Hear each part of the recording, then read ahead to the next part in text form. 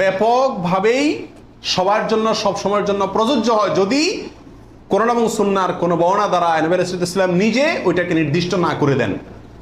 তিনি সফরে যদি কোনো নির্দেশ করেন, ওই সফরের বাইরের জন্য সেটা কার্যকর হবে কি হবে না?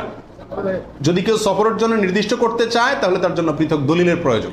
বিধায় এটাই হলো বেশিরভাগ ওলামা একরামের মত। বিচ্ছিন্নভাবে কোনো আলেমের মত থাকতে পারে, কিন্তু সে এক দুজন আলেমের কথা না শুনে সংখ্যাগরিষ্ঠ ওলামা একরামের মতের উপর আমল করবেন।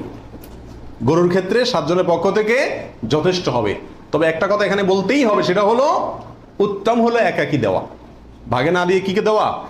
একাকি দেওয়া। এক্ষেত্রে কারোর কোনো দ্বিমত নাই, একাকি দিতে পারলে সেটা সবচেয়ে বেস্ট এবং ভালো। 7 ভাগের নিচে হলে কোনো সমস্যা আছে কিনা গরুতে? একটা গরুতে ধরেন 5 জন মিলে দিলেন, 4 জন মিলে দিলেন, 3 জন মিলে দিলেন, 6 জন মিলে দিলেন, 7-এর নিচে হলো, এটা কি যথেষ্ট হবে না কোনো সমস্যা আছে? এর উত্তর হলো কোনো সমস্যা নাই।